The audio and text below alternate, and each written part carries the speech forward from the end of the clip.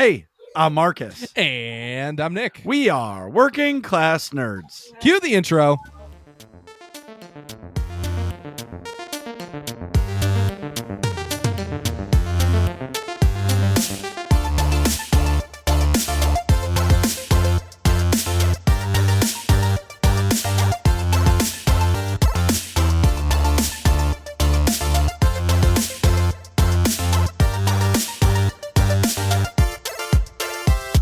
So that's right. We are Working Class Nerds, the podcast that gives you no information about your favorite information. Today is Thursday, January 13th, 2022, and you can find this 136 podcast on Apple Podcasts, Buzzsprout, Google Podcasts, Stitcher, Spotify, and anywhere you can find a podcast in the galaxy far, far away.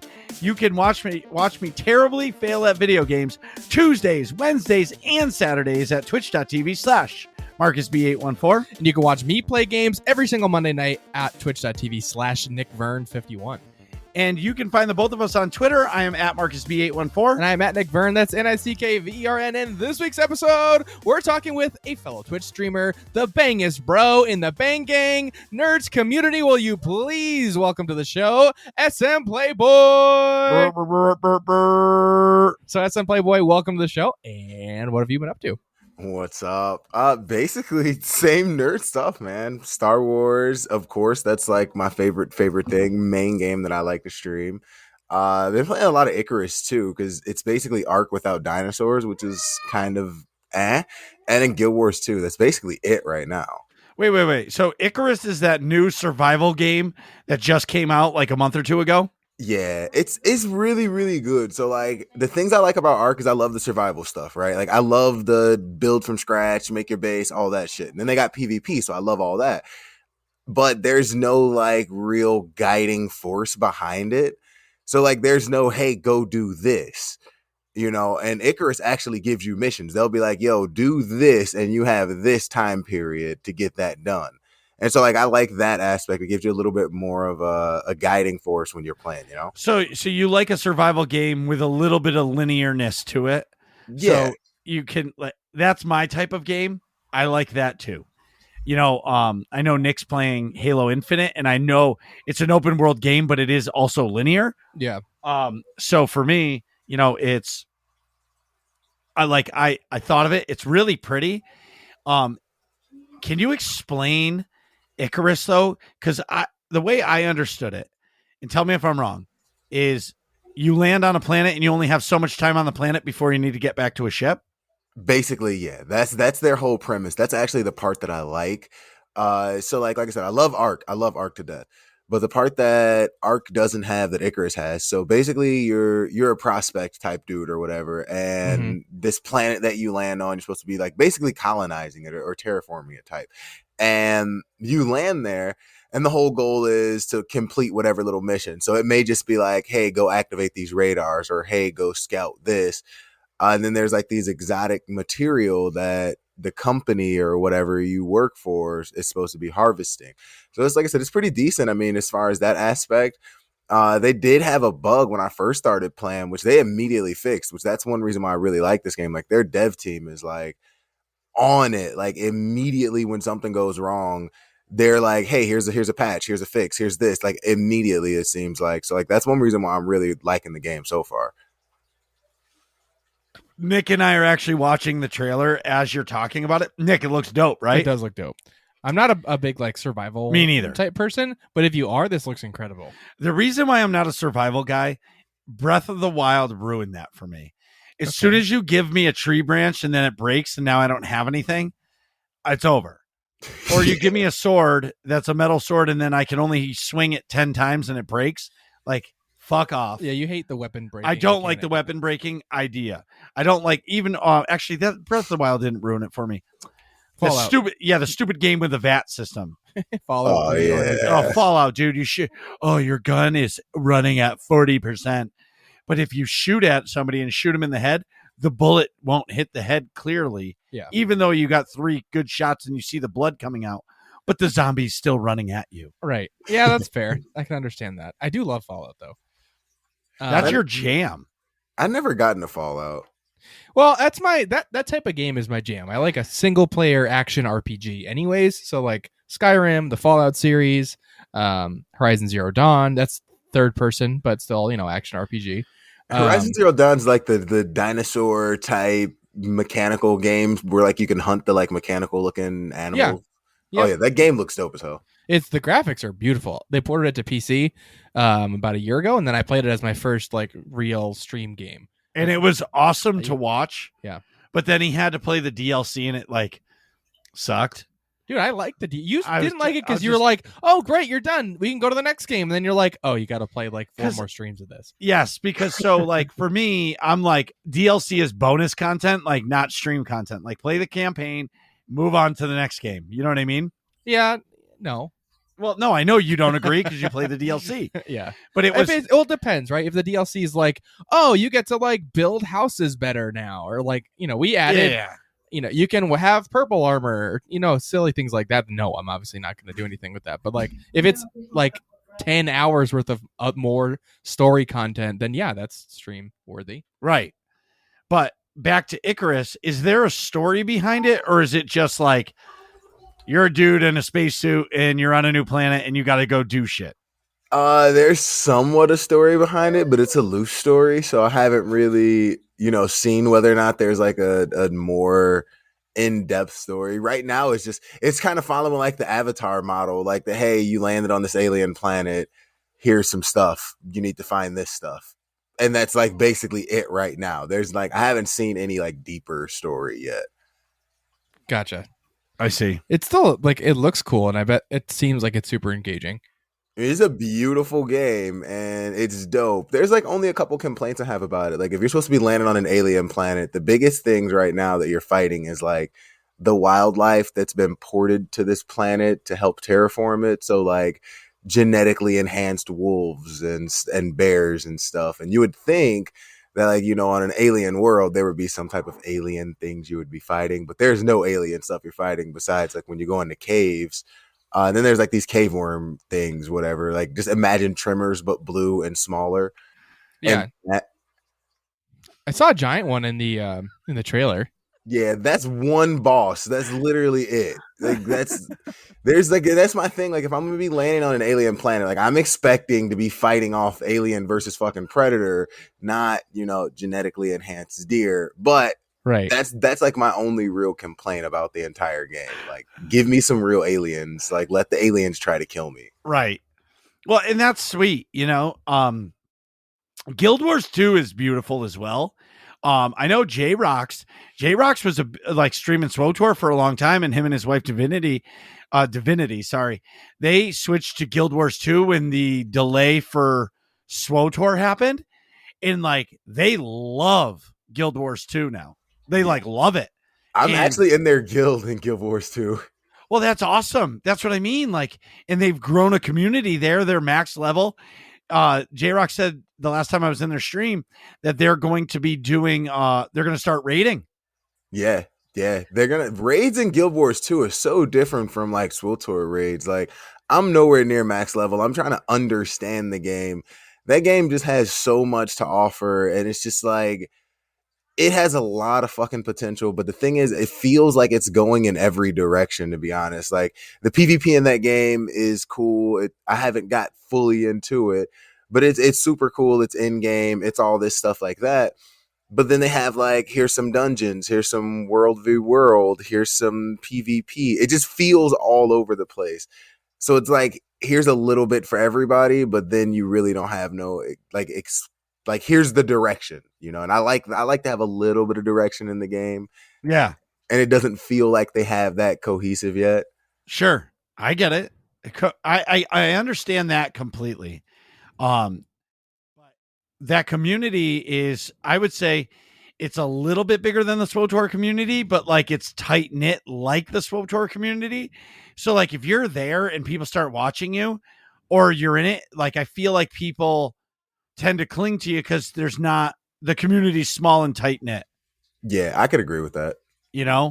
And then, but like, I have not asked this question, but I know there's a few people that have like stopped streaming SWTOR and are playing other games, and they've grown communities in the other games. And it makes me wonder, like, when the expansion comes out? Are they going to come back? Or are they going to just say, you know what? I'm happy here. I've grown a community here. I'm going to stick around here. Yeah. Yeah. Was Serp like that?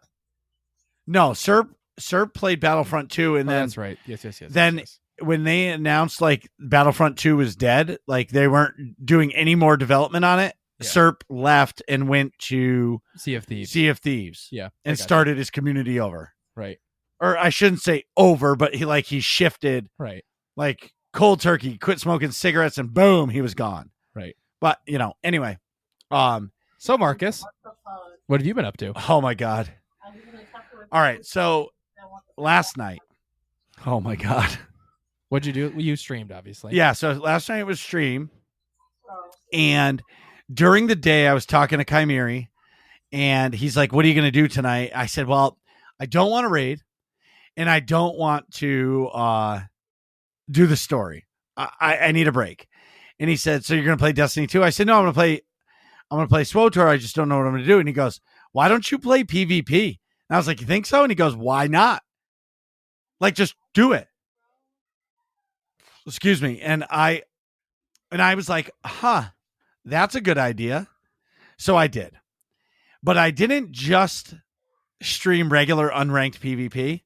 I dove right into ranked PvP. The toxic cesspool of scum and villainy. Yes. Gross. Yes. And dude, so I went in there and Kogus was like, no, you can't do this. You can't do this. And I went in there and dominated with my team, and we won the first match. I went bananas. I was screaming at the top of my lungs, right? But my hero world quickly ended. Mm-hmm. So in the second match, some guy said, I'm done. Oh no, the actual first match, like the first match, I should say, we lost because the people stuck it because they said I didn't have the right tactical on. Oh wow. And I'm like, oh my God. But whatever, I still did it and I was smiling. So now fast forward into like match 3 and 4. People, dude, I moved my scene in OBS to like my Destiny scene where like my picture is like halfway up on the screen. Yeah. So you can see the chatting with me. Right. You should have seen what these people were saying to me. Like, like the general chat. Yeah, stop queuing. You're the biggest piece of shit on the planet.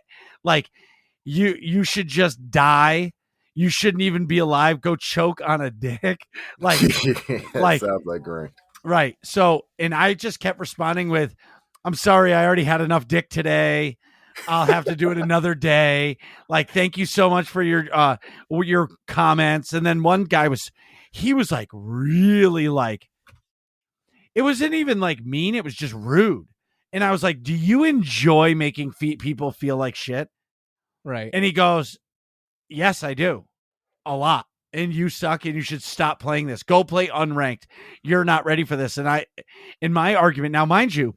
Also, if they're queuing for ranked and their rank is so low that they're stuck with you, how bad are they? Well, there's not that many players. No. So that's the thing, Nick, is there's not enough ranked players to actually like accommodate bad players. Yeah, to accommodate bad or new players. Yeah. Right. There's the queue. Let's say, dude, I played with the same 8 people last night, most of the night. Okay. Until I think like the West Coast, until the West Coast prime time started to kick in. Then I saw more, but it was like 7 of the same people every match. Oh, wow. Okay. Dude, you know how like they have those emotes, like you can do like /wave and like your character will wave? Yeah. Dude, my own teammates and the other team were /spit. They were spitting at me. And I'm laughing at these people. Oh my God. Yeah, that sounds about right. And Kogus was like, dude, you can't play this. I'm like, why can't I? And I'm calling it on my stream, and I was saying to stream, like, why not? Like, playing unranked PvP is not going to teach you how to play ranked PvP. Yeah. You don't get the 4 versus 4 arena matches, like deathmatch or last survive. I don't know, whatever it's called. Yeah. Berserk, whatever. Yeah. You don't get that enough to actually learn how to play it. right? If they had an unranked just that where you could just queue for unranked arenas, I personally think a lot of people would do it and it would grow the PvP community, right? Yes. Oh my God, yes. Because it would be like you have to have a Valor rank of 50 or 100 in order to actually queue for ranked, but that would make people do the unranked to learn how to do it. Right. But these people, like, and they were, then somebody must have found out I was streaming and they typed in like the chat and game. They said, Marcus, you have to stop queuing for this. And a couple of the people on my team, they're like, who the F is Marcus? And they're like, this streamer streaming it. Dude, they all got into the stream. Dude, we had to ban people because they were like super duper toxic. Yeah. Like if I was to play ranked PvP more, I would have to have a guaranteed mod in my channel just ready to ban people. Yeah. But then at the flip side, there was like 3 people who like were generally helping me. Yeah. Like they were like, come to my stronghold. I'll show you the things to do. Now, granted, okay, I did have the wrong Marauder because there's like 3 specs of Marauder. I did have the wrong Marauder.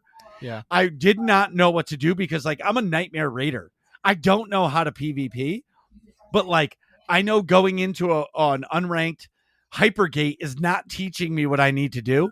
But a few of the people, Sneak was the best. He was like, dude, as soon as you get into the as soon as you leap in, hit your Saber Ward and then hit Predation.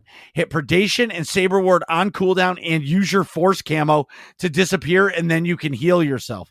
Like, and it took me most of the night to learn that, right? Just those things because it's a complete different lifestyle, a complete different life than what I'm used to, right? Oh, and of course, my first ranked match, my mouse wasn't working because the Logitech software didn't update. I actually had to end stream and update the system and restart the computer for the mouse to work. Oh my God, Sheesh. that's obnoxious. Yeah. And that's where all your keybinds are too. So right. All of my keybinds, mostly, right? Yeah. Except like WASD, QEC, and X and Z. Yeah. F. But R. Anyway, so it was quite an adventure, to say the least. Right. So tomorrow on stream, I'm going to make a Fury Marauder, or I already have a level 75 Fury Marauder, I think. And I'm going to do the unranked PvP all night to get my Valor up so I can queue for ranked next week. Oh, snap. And I'm going to prove, and I'm just going to keep doing it and doing it and doing it and doing it. No matter what these people say, no matter what they say, I am just going to keep doing it and doing it and doing it. A friend of the show, Ven, he DM'd me this morning on Discord and was like, good morning to the most hated player on Starforge. Yeah, sounds about right. Yeah, dude. But can you imagine, like, dude, the toxicity? And I just laughed. And I finally was like, people were like, dude, you shouldn't play this. And I'm like, why not? Like, so like, it's so crazy. Cause like, okay. So like when I first started playing, my whole thing was I actually started playing Star Wars for ranked for like PvP. Like that's what I wanted to do. And like I was watching a lot of the PvP streams before I ever started streaming or anything like that. Like I was watching Kogus before I ever got a chance to talk to him, and Biggs Gaming and Nova Plays PvP, and just a long list of people that were streaming ranked. But like it is 100% different going from like regs to like ranked PvP. Like it is such a different thing. And I think that the only reason why I became okay is like I started just doing a lot of 1v1s at people's strongholds and a lot of 2v2s and just stuff like that, just so that I can understand. Because one of the things that they say in ranked is they're like, oh, you need to know your class. But you can know your class, but it is completely different. Like when I'm talking to people about ranked, I'll tell them, I'll be like, you know, it's basically story mode rating versus nightmare content rating. That's how it is. You know, story mode rating would be equivalent to unranked. And then, you know, ranked would be equivalent to like nightmare rating, because it's a completely different thing. Like there's a kill order. When you're playing regs and you're just playing a hypergate, you're not really worried about, okay, well, I should take out this healer because if I don't, XYZ, or I know what a soft stun or a hard stun is. I don't think a lot of people realize that. So like a lot of the things that, like me personally, one of the things that I've been trying to do, like I know Kogus has been really, really, really good at trying to get some of the toxicity out of it. But we've been trying to start like what we're calling fight night, which is basically like we're helping people better understand PvP, like better understand the fact that, hey, this is different from, regs. This is very different. The only objective in ranked is turning into a 4v3 immediately. That is the only objective. And however you accomplish that, whether or not it's, hey, we're going to focus the healer, or, hey, we're going to CC healer and focus the jug. A lot of people don't even understand those dynamics. And just like you said, because we don't have an unranked arenas that we can just queue for that, you're never going to get the experience of ranked unless you just queue ranked. And then you have to deal with, the people that still live in their fucking mom's basement, and this is their fucking only life. And they want to be toxic as hell because they don't see you, and they just want to be an asshole and ruin your experience. And it sucks. Well, it does suck, but I will say this, and maybe this is why. There is nothing that those people can ever do or say to me that will be as toxic or even close to toxic. Like, let's say the toxicity in SWTOR ranked PvP is at like a 4 compared to Modern Warfare 2's toxicity in fucking 2011 or 2006 or 8, whatever it was. That was at 100. Okay. So if the toxic people in SWTOR want to step up their game, get back on the Modern Warfare level, because that's true. Yes. I remember it's like terrible thing because back then you couldn't mute the chat. Right. You couldn't mute the mics yet. Right. Like Xbox didn't do that yet in the game. So like you had somebody straight up talking shit to you the entire match. Right. And it's crazy. Especially but if you played like rounds of stuff like yes, search, like in between rounds the mics would open up. Oh my you god. You could talk to each other. Yeah. You could just talk. Yes.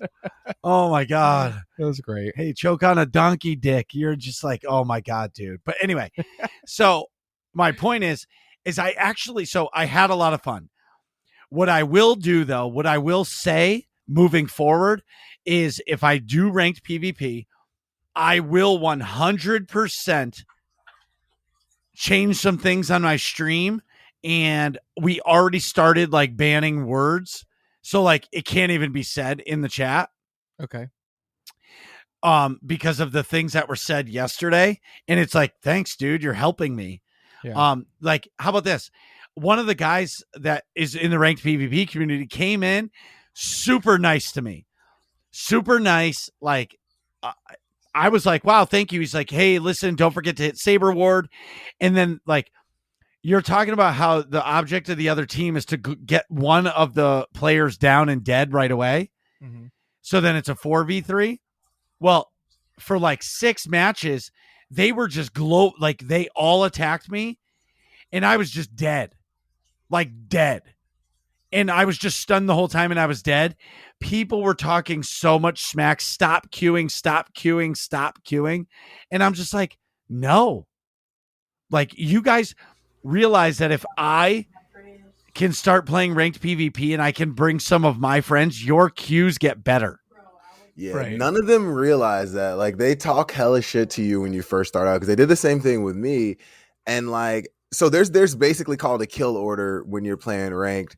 Right. And, the kill order goes shit player first, which is, it's bad to say that. But like, if you're a newer player, they are going to target you because you don't understand how the game, how the ranked scene works. It doesn't matter. Like, you can be really good and fully understand your class, but they are going to target you when you start playing ranked because you're not going to understand certain ways that the dynamics are moving and shit. You're literally not gonna get it. And it doesn't matter. Nothing regs can teach you or prepare you for that. So they're gonna target you first because, like I said, the only objective in ranked is turn into a 4v3. And like, I try to explain that to people a lot and they'll be like, oh no, it's just because I'm really good. No, it's actually because they think you're really bad. Like 9 times out of 10, if you're not a healer, a tank, or a very high DPS, like a power tech or something like that, they're probably targeting you because you're shit. Yeah, that's Right. That's expected, right? That's what you do. You go after the weaker player. Yeah, The same thing in a raid. Right. Yeah, pretty much. You Or know, like I'm trying to think in paintball. It's not necessarily true. In paintball, it's like the opposite. well, you're in paintball. You go after the best. Well, you player. no. Well, you might not be going after the best player, but you're going after whoever is in the front, right? Yeah, So, yeah. Or and like someone that is like causing you the most problems. well, right. But Yeah. if the Dorito side is in the front first, Yeah. you're shooting him out and focusing your guns there because you need to get him out so he doesn't clip you guys, Right. right? So that's the kill order, right? You want to kill D1 or S1 first. Right. Whichever is the most dangerous. Exactly. Yeah. Same thing in ranked PvP. But Right. the thing is I don't care what these people say at all. Like for me, I'm just like, whatever. I'm going to keep playing this. And you know, if you guys want to slash stuck it, you're on camera. Right. I don't care. Right. Like I know BioWare doesn't do shit about it, but like somebody told me, oh my God, the funniest comment of the night was, hey, you're throwing games.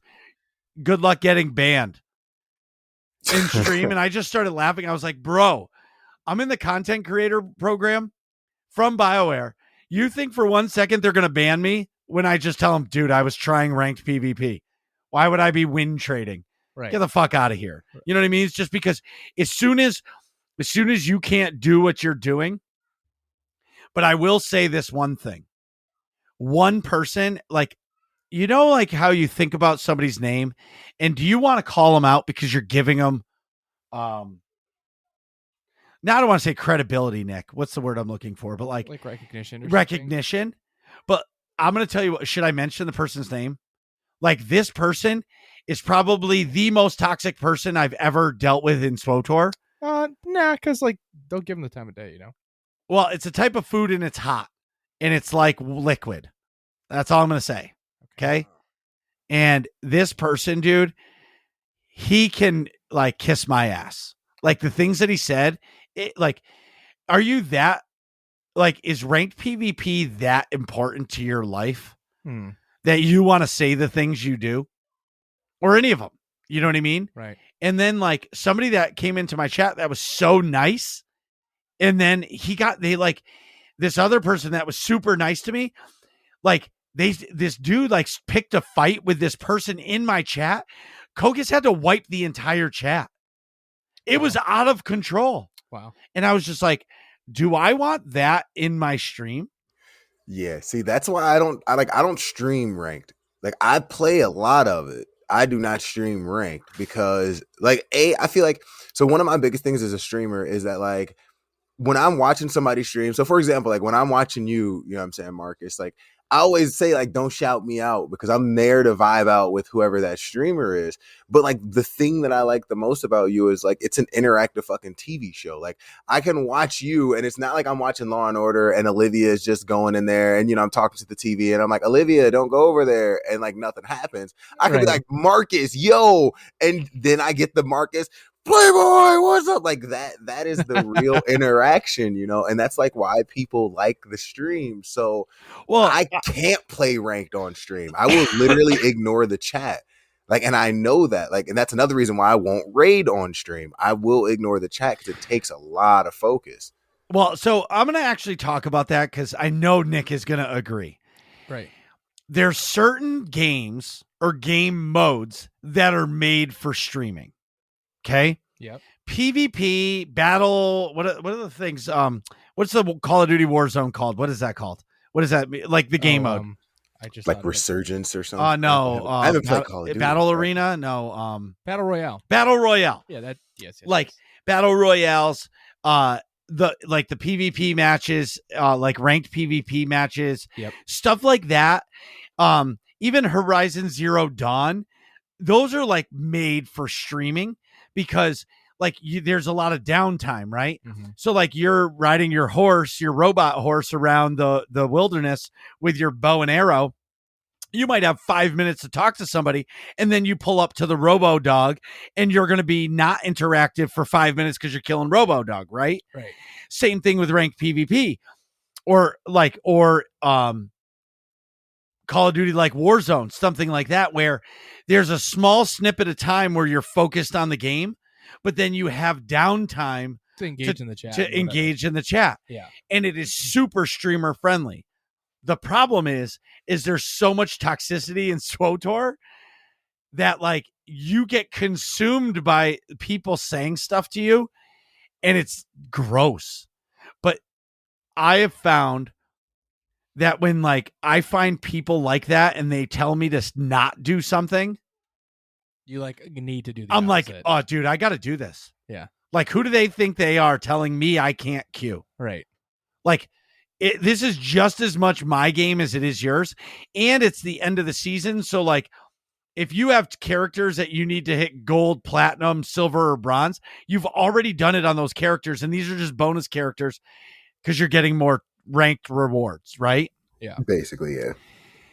So I've been thinking about it, and I think my goal right now, I'm thinking, is to get 50,000 ranked tokens so I can buy the Furious Lightsaber. Nick, the Furious Lightsaber is when you run like the light, like trails. Oh yeah, it's like a comet trail kind of. Yes. Yeah, like I've a seen comet it. trail. Yeah, Kogus I has was it. to say, does Kogus has it? Yeah. Doesn't he? Yeah. And I'm like, okay, so if I set a goal to do that, like that's my goal. And I'm going to say, like, when people are like, dude, unqueue, I'm going to say, help me get 50,000 rank tokens and you'll never see me again. You'll have my word. I'll be gone from the queue forever. But by the time I'm done queuing for 50,000 rank tokens, I bet I'll be pretty good. Right. Yeah. You know what I mean? You should definitely be pretty good by then. Right. Well, Mark has learned slowly. Yeah, it took me like 5 years to figure out how to nightmare raid. Nice. But, you know, because I said, anyways, moving, I got to move on. Yeah. I was like, you have like 8 more bullet points just in your section. Let's go. Sorry. Wait, are you rushing me? Yeah. You're fucking rushing me, Nick? Yes. No, that was a big deal. Okay, so I've been reading or audibling the new High Republic book, The Falling Star, Falling Light, what was it called? I don't know. I didn't read it yet. You haven't read I it didn't yet? read it yet either. Oh, you guys have The Fallen Star. So Okay. I have about 5 hours left out of however many hours it is. Yeah. Like, okay, Light of the Jedi, the first one, it was world building. It was slow going. The end of the book was good. The second book, was it called Into the Dark? Into the Into the Dark? Into the Dark. Into the Dark was fucking awesome. Yep. Yeah. The next book, which is Tempest Runner, but it was like a side quest story, but it ties completely into this new book. Yep. It was the story of Lorna D Yep. from the Nihil. Yep. That book is probably my favorite so far Okay. of them. This book is legit, dude. Like, Claudia Gray has hit it out of the park. Mhm. Like, I want High Republic content in movie, TV show, or even the Star Wars Eclipse, because, bro, if this shit is real, like, if they gonna produce this into like live action, hold the fuck on. Like, they could make these 3 books a trilogy and it would be out of control, or seasons of show. You know what I mean? Yeah. You could do one book for a whole season of a show and it would be fucking fantastic. The last thing I'll say is they confirmed today, I don't know where, that there are Sith Lords in the High Republic, which we all figured that, but Yeah, they haven't been obviously Well- shown in the books yet. So well, yeah, they haven't shown them in the books or anything, but they've confirmed it. Well, clearly, because the Acolyte show, which I don't know when it's coming, is clearly about a Sith apprentice. yeah, that's in the High Republic. Right. Anyways, moving on. Destiny 2, I've been playing it. I love it. We are 1 month and 1 week away from the expansion. We are 1 month away from the SWOTOR expansion. I'm getting super excited to be a part of an expansion. And the more that I play Destiny, the more that I learn. Like, everything that I'm doing right now, Nick, is gone when the new expansion comes out. What do you mean? Like the activities and stuff, they all change. Oh, Like some of the dungeons that we do are going to be gone in the new season, like the new expansion. Like it's going to be a brand new game. well, that's kind of cool. Wicked cool. Yeah. I And that. like, I still suck at the game, but like I'm doing stuff now that like I didn't think I would be able to do. And it's pretty awesome. Okay. Nerds community, we need your help. Stay Alive is pushing to make partner over the course of the next month. If you can go to twitch.tv/stayalive_7, click follow, then at the same time, go and if you see him streaming, please put the volume on low, exclamation point lurk. Every viewer counts for this man right now. Mm-hmm. He's that close to partner, and you need to hold those numbers for a month or two. So if you see this man, please help him, because Twitch, I mean, he's going to make it hopefully soon, but like any help we can give him, let's give him. Yeah. Stay on, what is it again? His handle? Twitch.tv/stayalive_7. And I just want to say one more thing to our Nerds Community Discord. Thank you. All of you. Every day somebody's saying good morning. People are chatting about different things. Like I won't look at Discord all day because I'm busy at work, and then I'll look and every channel has been like highlighted with new content, people posting in the database, Yeah. all that stuff. What's the database, Nick? Oh, it's where we have the most epic dad jokes of all time. Yeah. It's where we store the dad jokes. It's the dad, DAD-A-base. Yes, dad base. Get it? Get it? Get it? Anyways, so for me, that's pretty much it. I'm super amped. I'm super excited SM Playboy's here. I'm super happy Nick is here. Nick, where were you last week? Well, fucking COVID strikes again. So what I thought was like an allergy flare up, and I'll explain what I mean by that. Last week, I got like the discount double check COVID swab, because like I had a stuffy nose and that's it. But like just in case, I'm going to an office to work with people and potentially with patients, so I wanted to get swabbed to confirm, and I tested positive, and I was super surprised about it because I didn't feel terrible at all. I got swabbed on Thursday morning and felt pretty like lethargic. So I didn't record last week, obviously. Thanks, Doc, for filling in. Yeah, and honestly, good thing I didn't, because I ended up testing positive for COVID. That got me the results on Saturday. So yeah, you would have been here. I would have been here, maskless, just chatting away, spreading COVID all over the place. So it's a good thing I didn't record. But especially in this room. Exactly. Yeah, this room is like, I don't even know what's the dimensions in here. It is 6x7. It's tight for two big boys like Marcus and I. Who you calling big? Well, we need to get an exhaust fan for when you fart again. What? Yeah, like a bathroom. Just get an exhaust fan. Vent it right outside. See, there it is. This is biological warfare in here. Good thing the door's not installed yet and you can't close it. Yes. Anyways, but you're feeling back? No, I'm oh my God, I just said you're feeling back. Do you feel better? Yeah. So like, oh my God, I'm such an idiot. So I never really, my point being, let me backtrack on the allergies thing. I've had this like reoccurring, what I thought was a sinus infection, just like tons of mucus, in the nasal passage there for like ongoing every like month or so since the summer. I had a couple months off of the fall there, but my doctor determined I wasn't actually having bacterial infections. It's just like an allergies thing. So anywho, I thought that was flaring up again because I went and saw a good friend of the show, Joey Feta, who has 2 cats. Shout out to Feta engaged. Oh yeah, congratulations, buddy. You're locked in. Yeah. Just keep your balls in her purse. She'll let you use them once in a while. Don't worry, you'll be okay. Yeah. Congratulations, Joey and Corey. So that's awesome. So anyways, I was over their house. We had game night, which is great. And then I started getting this congestion thing. So I'm like, okay, no problem. Saw the cats. What? I got a hairball. Oh. So I'm like, this makes sense, but then I'm like, I'm congested. I gotta get tested for work. Tested positive, but I like never had any other real respiratory symptoms. And by the time I got the results on Saturday, I had no congestion or anything. Isn't it crazy, dude? That like 2 years ago, like if you're got a stuffy nose, you just have a stuffy nose. But I got a stuffy nose. I'm going to take a COVID test. Well, yeah, I'm doing it was like a discount double check COVID test. No, I know You that, know but what I isn't mean? that crazy? Yeah, and then I was like, oh shit, I tested positive. But I will say, so I had the allergy thing, right? And then I get tested Thursday morning. Well, Tuesday night, this is a little bit morbid, but I did compression. I work in the ER around here per diem, so I picked up a 4-hour shift, and I did compressions on a patient that it was dying with COVID. Chest compressions is like the main part of CPR. Were they shot too? But no. they're blaming it on COVID. No, Okay. it was actual COVID. It was pretty sad. Yeah, How did he die? Well, he had 3 bullets in his brain, but he also had COVID. So, it So must he's have been COVID death. must have been the COVID. No, That's so insensitive. I'm such a dick. yeah.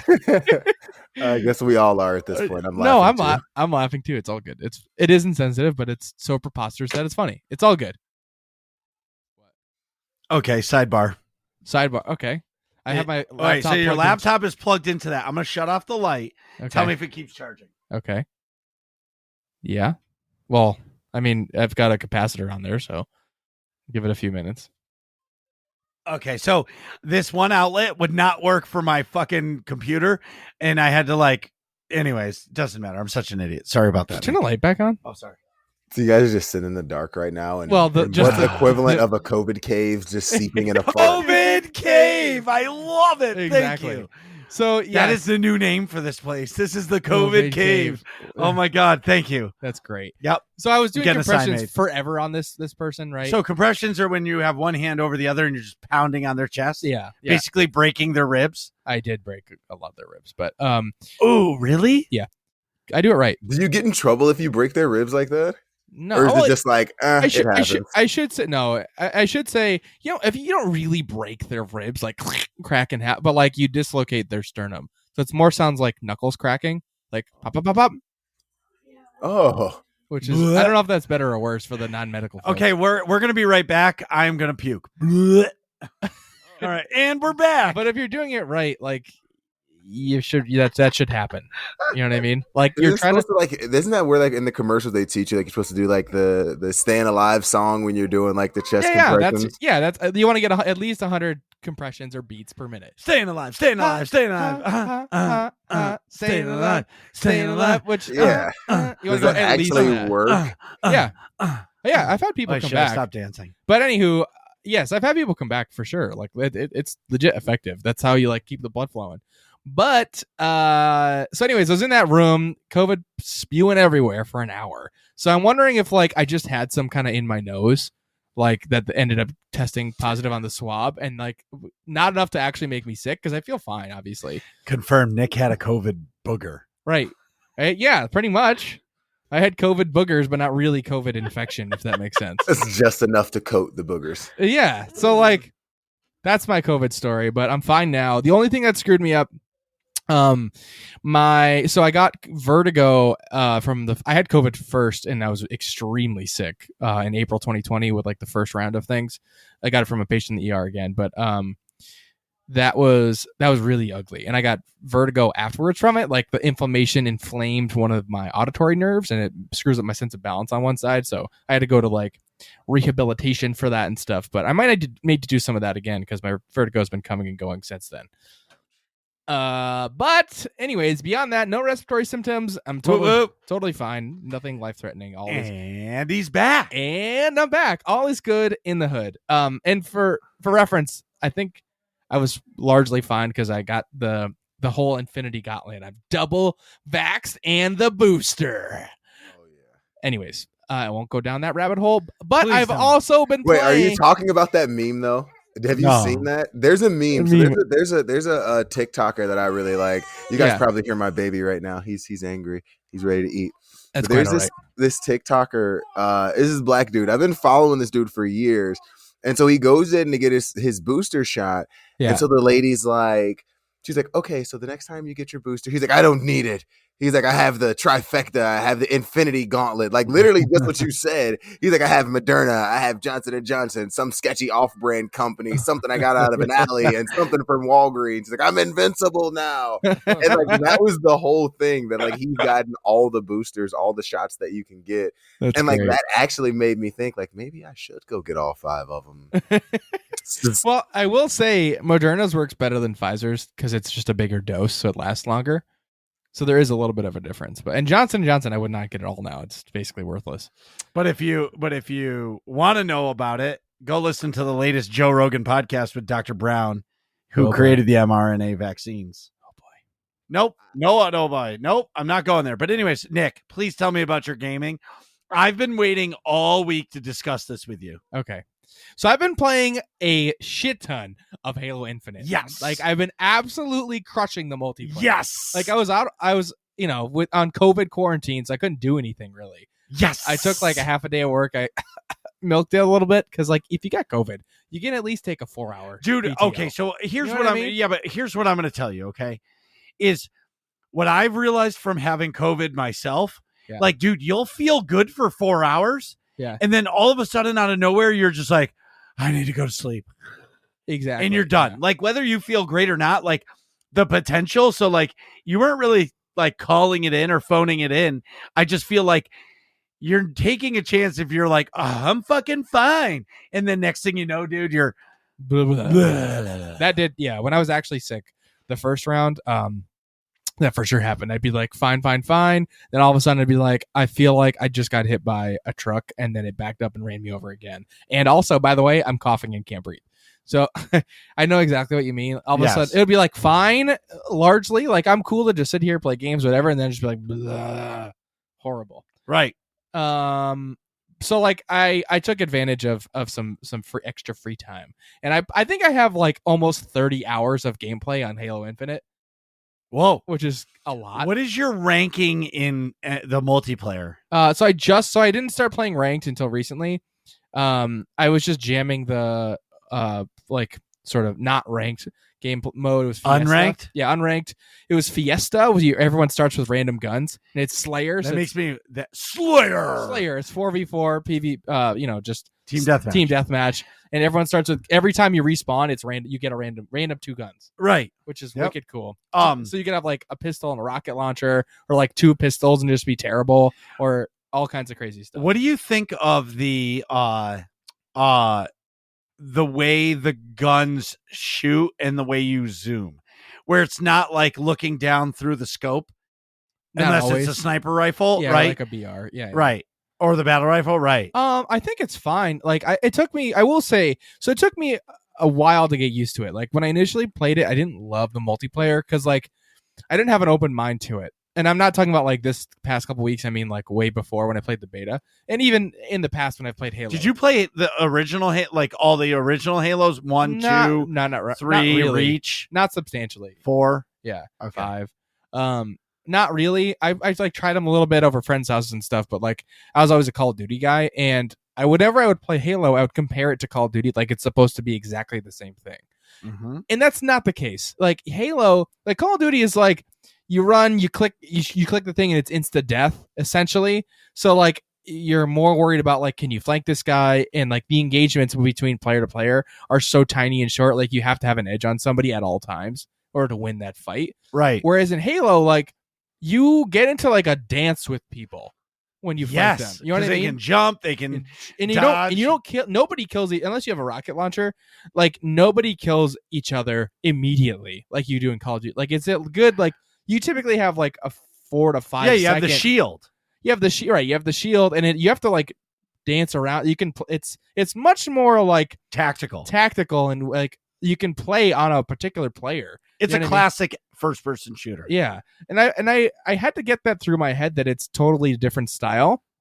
And once I accepted that, like the past couple weeks, I was like, okay, I get this, and I've been having a ton of fun. Like this is great. Now I understand why people love Halo. Yes, But it was naive. I don't know. It was naive, naive or like just short sighted that I didn't give it the chance before. But So I was grinding the non-ranked section in Fiesta because they had an event going on where you can unlock pieces of the samurai armor, which I did. The max level is 30, and you get like all like fire on your head and stuff.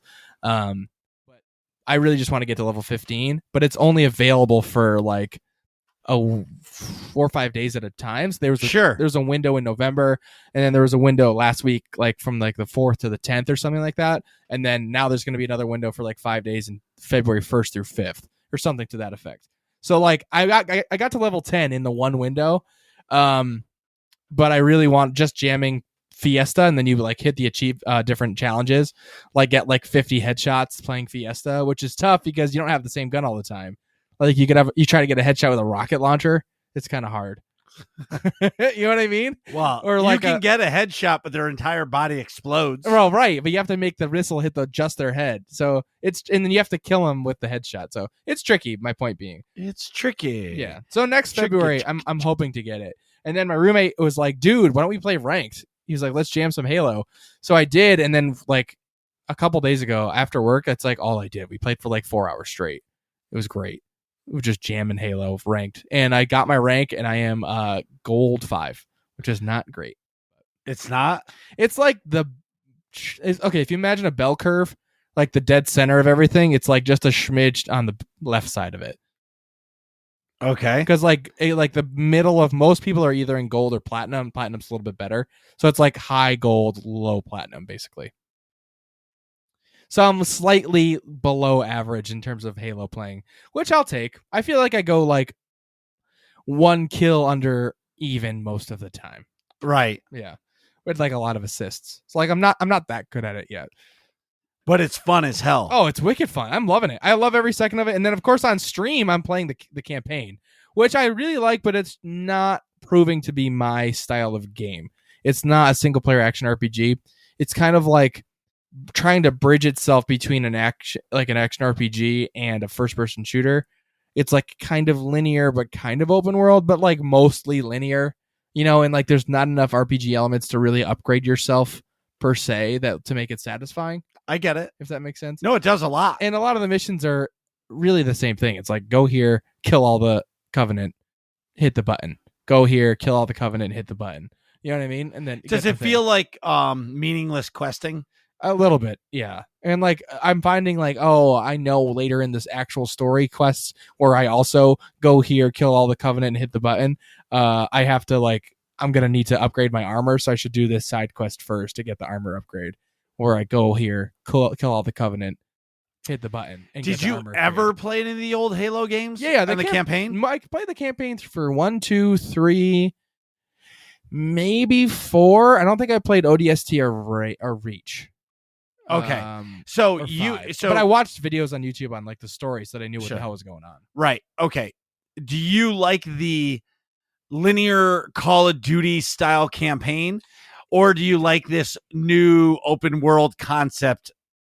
Version. I think like I'd rather a game pick a lane and stay in it. You know what I mean? Like I feel like if you're gonna go linear Call of Duty style campaign, or it's like levels and it's linear progression, you just kill everything. Like I can appreciate that because I that's what I'm expecting going into it. You know what I mean? It's like you have the set expectations of this is not going to be, you're not expecting anything RPG like. So this is fine. I can go kill, have fun, whatever. That's great. Enjoy what happens in the story, and that's all awesome. But like, or you have a real RPG. You know what I mean? And you do all the RPG things. But to like, this is kind of splitting the difference, and it like messes with your expectations. Well, I get it. It's like, how about this? I'll put it in a little bit of a perspective. Like Halo needs to stay in their lane and do like the traditional style campaign, just like BioWare did their typical stay in their lane where they delayed their expansion because it wasn't ready. Oh, boom, bam! Shots fired. Yeah.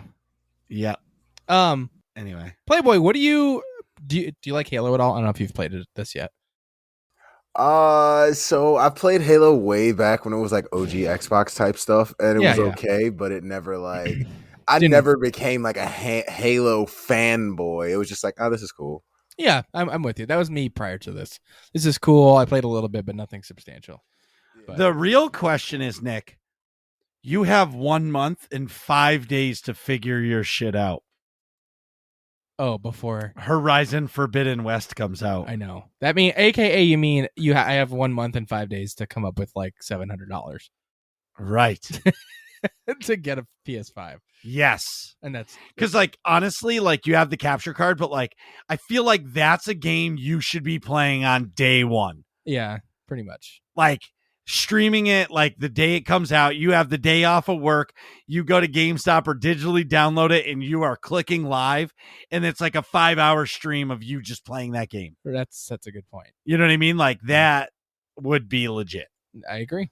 Anyways. So that's basically it for Halo stuff. The campaign is okay. Multiplayer I'm really enjoying. But also in nerdy news, I watched the 3rd episode of Book of Boba Fett today, right before the show. I did not, because I was in Boston. Yeah, no spoilers. But I will generally say, have you got Playboy? Did you watch that show at all? Honestly, like I'm probably gonna get booed off stage for this, but like I'm not big into TV or like those types of shows until they're all the way done. And then you Because, binge like, them. yeah, because like I don't like fucking waiting for shit. Like I'm really bad on waiting for shit. So like I don't want to be like next Wednesday, yes, and then be like, oh. So have you ever watched the show Stranger Things? Nope. Okay. So do you watch shows on Netflix? Bro, to be honest, if it's not like Twitch or anime, I probably haven't seen it. No, that's I fine. guess. Just I he's guess looking for format. All right, yeah. So anime. So like you want to watch whatever anime show that has a season, and you just sit down and watch the whole season. Yeah. Okay. So I get it. Me, I like the weekly releases because it gives me something to look forward to. Because like you, I watch Twitch as my TV. Like I would much rather watch you stream and get involved in your chat and just hang out in my computer chair and lean back and watch it, or put you on my fucking TV and not say anything in chat and be entertained than or Nick or whoever, then watch a TV show. Yeah. But at the same time, like the Book of Boba Fett, the 2nd episode is the best Star Wars content that we've gotten since the Clone Wars. Yeah, I think that's fair. The 2nd episode is great. Unbelievable. I mean, with how great that 2nd episode was, it's hard for an episode to follow it up. So like, I think episode 3 is not trying to be that epic, and it's setting up things for later. Okay, but which is fine. I'm cool with that. You know, you guys are like making me want to go watch it right now. Just hearing like that. Well, you should listen. No, man. Yeah, but listen. Well, you can wait. Just know episode 2 is the best Star Wars content since the Clone Wars. Hands down. Like you want to feel Star Wars like for what Star Wars was when we were kids. It's episode 2. I think episode 3 reaches into that a little bit too. Well, maybe I haven't seen it yet. A lot on it. Holy like shit. episode 1 is like world building, and episode 2 is like, this is my Star Wars. Yeah. Like I watched it and I was like, when it ended, I was like, damn. Yeah. Episode 2 is it's epic. It's epic. But going with that, I do understand your point. But like for me, I'm enjoying it. Like I wasn't super excited for the Boba Fett show. You were super hating on it. You're like, I don't want to hear. Well, I don't. Boba Fett. We already know Boba Fett. Well, we do already know Boba Fett. Get out of the original trilogy. But I'm grumpy old man Marcus. Well, no, but I will say that I was wrong in the sense of, because it gave me the one thing that I said that I wanted. And I'm not going to say it because I don't want, because Playboy hasn't seen it yet. It gave me the one answer that I wanted more than anything else after Return of the Jedi. And it gave it to me. I have the answer. I'm happy. I'm into it. And can we just say that? You're talking about like the first scene? Yes. Okay. Yeah, the first scene. Can we just say Fennec Shan is fucking hot? And when she's kicking ass and taking names, it makes her even hotter. That's fair. Okay. Wait, Playboy, have you seen The Mandalorian? Some of it. Oh my God. Well, it doesn't matter. Listen, I'm not one of those people, like, spoilers don't matter to me. I'm literally no. We just want, do you know who Fennec Shan is? I do. That's why I said some of it. And I okay. agree. Okay. Yeah. All right. So yeah, that's all we needed to know. Yeah. So before you watch Book of Boba Fett, you got to watch both seasons of The Mandalorian. Oh, for sure. Yeah, but what's the good news for you is that's all already out. So by the time you finish the 2 seasons of Mando, Boba Fett will probably be done, and you can just binge the whole season too. I'll just have to do that because literally the last thing I actually binged was that Wheel of Time series. And I just watched all of it because I love that book when it first came out. Mm-hmm. So yeah, I'll try it. So wait, before we move on into like, well, I actually have one more thing about a show. Yeah, me too. Go ahead. Have you ever seen the show The Expanse on Amazon Prime? I've heard it's amazing. I have not seen it though. So I have to watch it because everybody in my stream is saying it's the best piece of sci-fi content there is. And I loved Battlestar Galactica, the remake, a lot. Yeah. And like they're like, this is the best of the best of the best of the best. Playboi, have you seen it? I have not. So He's like, damn, bro, what do you do for your life? Nothing. Oh no, dude, you have. Hey, we all have stuff that we're in, like lanes that we're in, you know. So wait, so if you're a big anime guy, what are your favorites? Oh man, I'm gonna say the same corny line I always say. Asking me my favorite anime is like asking me my favorite kids. I'm legally obliged to say all of them. Okay, well that's fair. But like, I guess my favorite genre. Give like a Mount Rushmore of anime.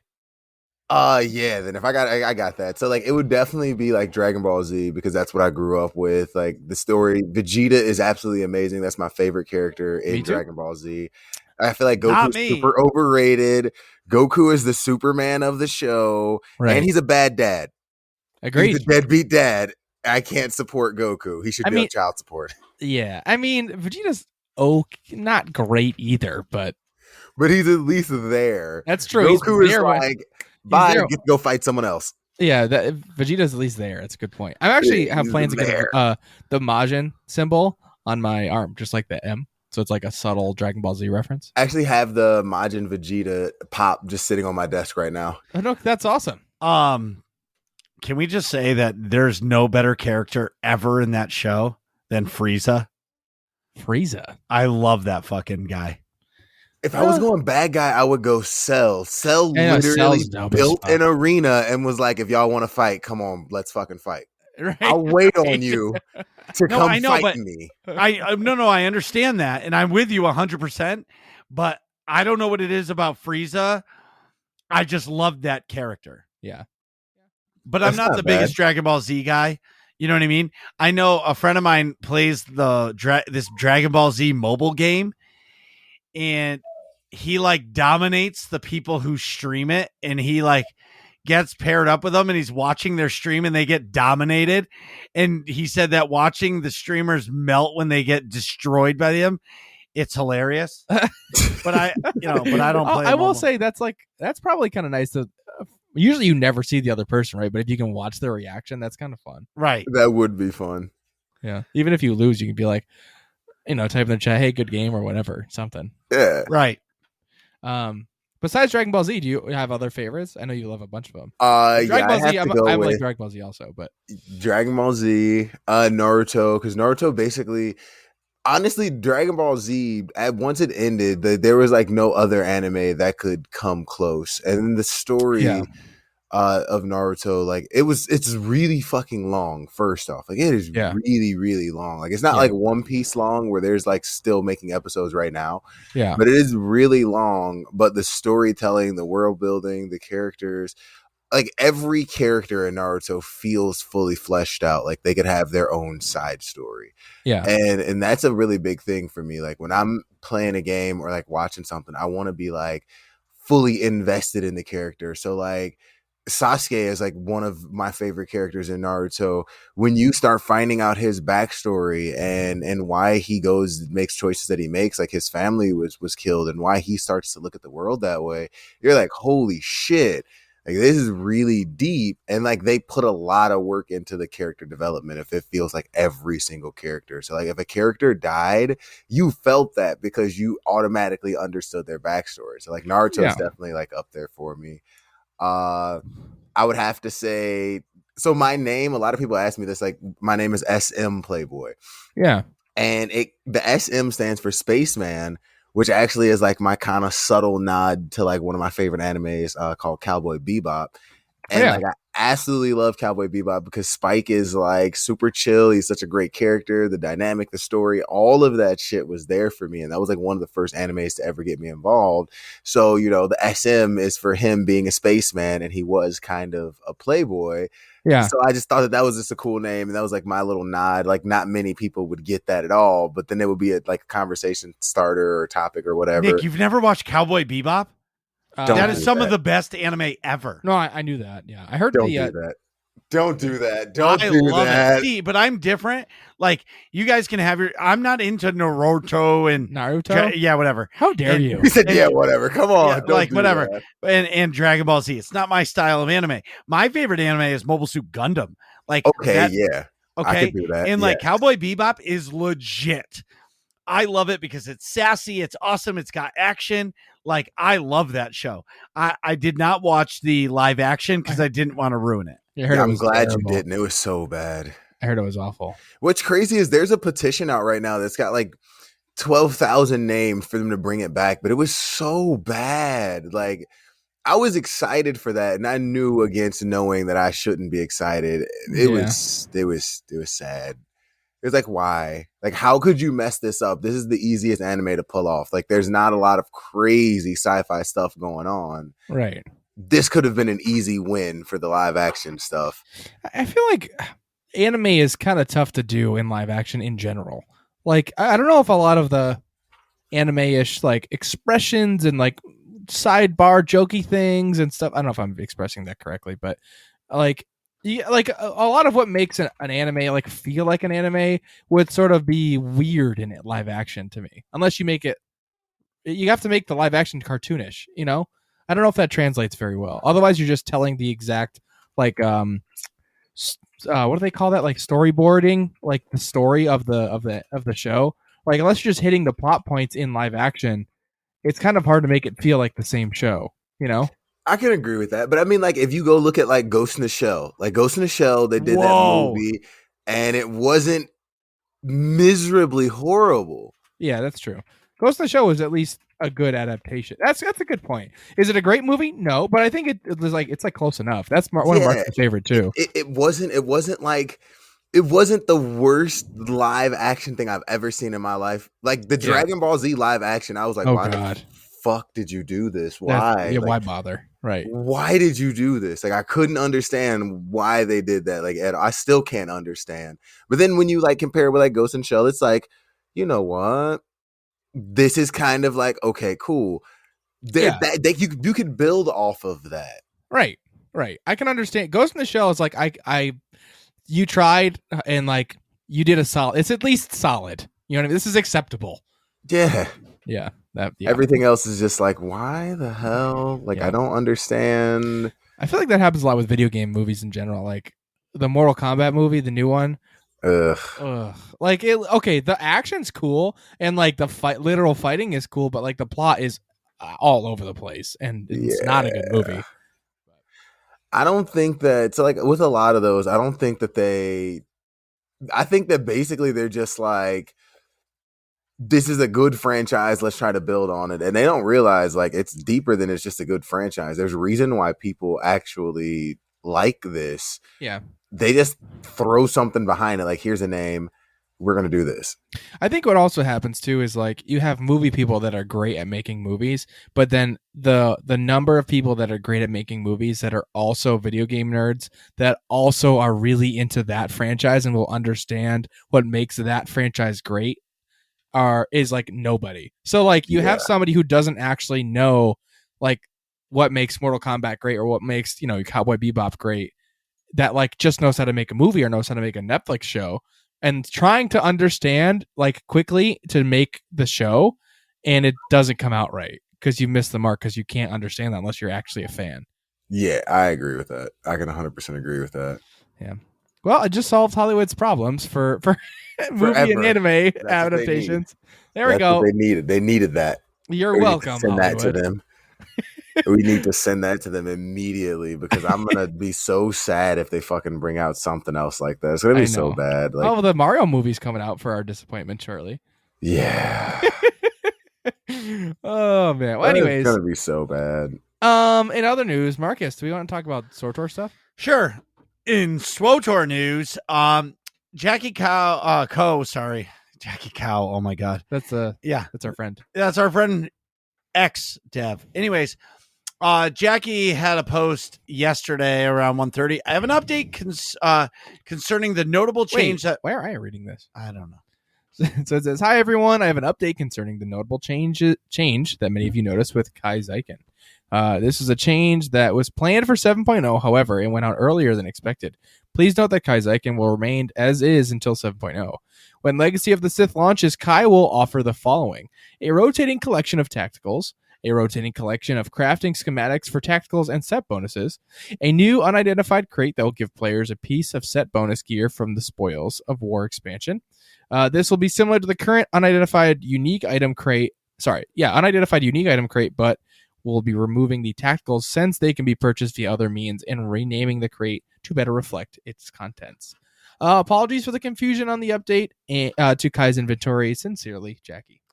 So basically, with the new gear and everything, they are updating Kai Zeiken. So like old things and new things are going to be available, blah, blah, blah.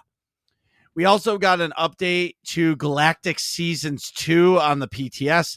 I'm not going to talk about it too much because it's the PTS. I just wanted to read this first section. Hi, all. I just wanted to take a moment to thank you all for the great feedback we have received while Season 2 has been on the PTS, and also provide some updates and clarifications to some of the topics mentioned here. Basically, they've had Season 2 up. There's been some issues. They've been changing some things.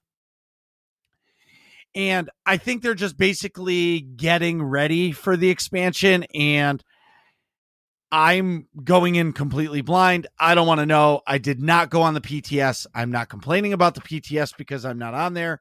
But at the same time,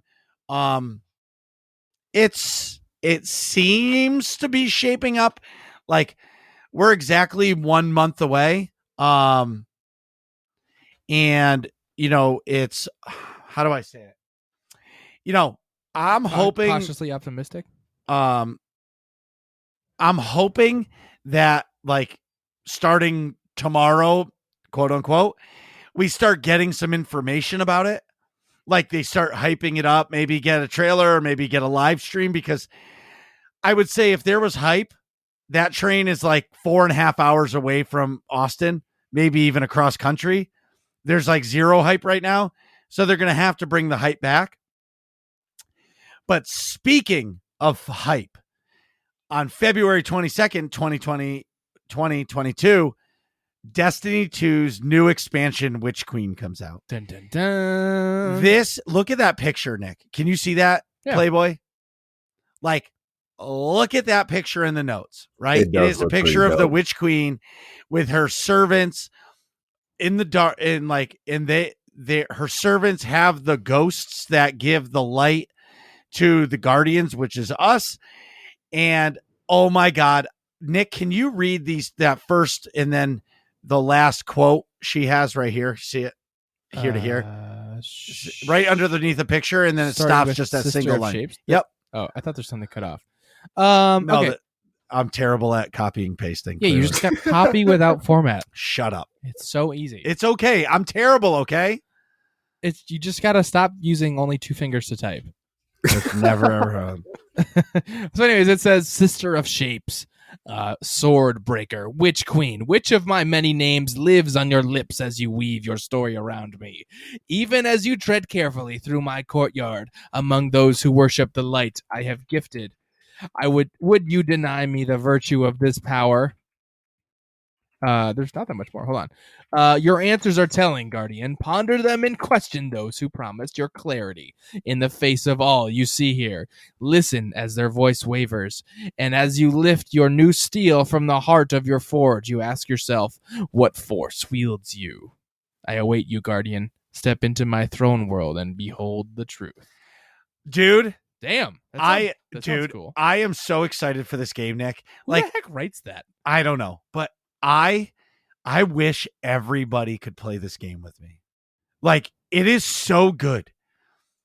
Like, I'm a first-person shooter player at heart, and I'm an MMO player at heart, and this, like, meshes them together. Yeah. and it's amazing. Like, I like grinding where Nick maybe doesn't like grinding. No, not really. And like, right. And like, for me, I'm just like, oh my God. Oh my God. Oh my God. You know what I mean? Yeah. And I'm so freaking thrilled for that. Okay. So today we got an update and it says, we're back, baby. TWAB. So I'm a complete noob to Destiny. I have no idea what TWAB has been for like months. And today I figured it out. It's this week at Bungie. You could have just Googled that. That made you sound so fucking old. Yeah, right. Why don't you just Google TWAB? Because I am fucking old and I just was like, whatever, and I don't have time. That like, would have given you more reason to Google it. I Right. know. But What the real question is, what did you think it stood for? That's what I'm curious. Like, I didn't even think. I just thought it was what they called their updates. Okay, time out. So you're saying TWAB, you don't know what that means, but then at the top, the title in giant 24-point font in all bold says "This Week at Bungie." I learned it today because this is the first time I ever read a TWAB. Oh my God. Okay, I don't think they're called a TWAB. I don't know if you should call them that. That sounds that's like you're what really they call old. Yeah, it says right here, we're back, baby. TWAB is alive and well, and we're excited for what's next in the upcoming launch of the Witch Queen. Wait a minute. That's not what it says. It says we're back, baby. Not we're back, baby TWAB is alive and well. Baby TWAB. It's not a baby TWAB. Oh my God, you guys are such jerks to me. Who's baby TWAB? You're just trying to figure out who this baby TWAB is. Is that like Baby Yoda? Any of us have to take care of it because I call not it. Not it. Not a great. Do not enjoy SM Playboi. It's been really nice having you on the show. Nick, it's been nice knowing you. I'm out. He's going to take care of baby TWAB, guys. Don't worry. He'll be back. Anyways, so they gave us huge updates. The artifact mods update, insert orbs meme here. Oh, that's the fucking, oh my God, I'm so bad at this. Anyways, there's some crazy things changing. Like, I've been playing this. I'm super excited. I'm not going through all this because it's the first time I'm actually talking about Destiny news on the podcast. I have to like figure out what it is I want to talk about versus not. And get better at copy and pasting. Well, that's clear. But I am so excited for all of this. Just to be honest, super excited. Lastly, you all should play Destiny, and if you do, join the Nerds community because we're playing this all the time. But the only downside to this game is it's based off of a 3-man fire team, and it makes it hard for everybody to play. Yeah, I feel only 3 people is kind of tricky. Right. Well, there is like 6-man content, but for new players, it makes it tough to do it. Yeah. You know what I mean? I tried to play Destiny like a long time ago and just like, cause I'm kind of like you. Like I love the MMO vibe and I do like shooters. So I was like, fuck it. Let me try this. This looks dope. You know, it's like some space shoot 'em up, whatever. Let's try it, whatever. And like the story, I actually sat there and watched the entire Destiny story, like from the beginning all the way to where it's at now, like on a YouTube video. And it was 3 hours long. And my attention span is like a goldfish. And the story of Destiny is like some of the best content ever written that I've ever consumed. Like it is really, really, really good. And I tried to start playing the game and just got bored immediately. Just like, I don't really have anybody to play with. It is much more fun with friends. I was like, fuck this game. But I might, because I mean, you play it a lot. You've got Kat playing it. You got the entire Nerds community. I did ask in there, what if I, like downloaded it and got it on my PC, like with the stuff transfer from my Xbox, and they told me how to set that stuff up. I did set it up, so maybe. Whoa! Maybe. You've heard it here first. SM Playboy's breaking out as Guardian. Maybe I may, get back on my Warlock and see what's up. I don't know, but it's possible. The best thing I can tell you is just go play it. Just play it. and you give it a chance, and I'll come play with you. We can, like, if you need to get your light level up or whatever, we'll go to the moon. We'll kill this boss 100 times. We'll get your light level up. But like, for me, it's mostly hanging out with your friends. You do your weekly shit once you're at like the soft cap, gear cap, and like do it. Rad Dad, another friend of ours, has started playing it, and we got him to his level cap, soft cap, and then he's just grinding with us. It's great. We've had a lot of fun. Yeah, it's been a lot of fun. I'm looking forward to it. In AIE news, Tuesdays is the place to be in AIE, where we have our, especially in Star Wars Old Republic, Tuesdays are fun open guild night called Mandatory Fun Night, where the fun is mandatory, but attendance is not. This weekly event runs every Tuesday from 9 p.m. Starting at 9 p.m. Eastern Standard Time. Be there if you want to have fun. How about every Friday? Not Friday. What day is hard mode Flashpoint? Oh, it's Mondays. Sorry, every Monday. No, the first first Friday of every month. Oh my god. Holy! This is what happens when we don't write it in the notes. Oh my god. Our Ron Burgundy. It's because I deleted it. I know. So the first Friday of every month is hard master mode Flashpoints, which is the most difficult piece of small group content, meaning like 4 players. Right? Yes. 4 players. And it's like a 45-minute to an hour piece of story content. That's pretty awesome. It's the most difficult kind. We usually use those to grind for different mounts and things like that as the rewards, which is awesome. So it helps folks get cool mounts at Star Wars Old Republic. Also, the 4th Saturday of every single month is pretty awesome. It is? Yes. What's the 4th Saturday? Do you know what Saturday means, SM Playboi? Sleep.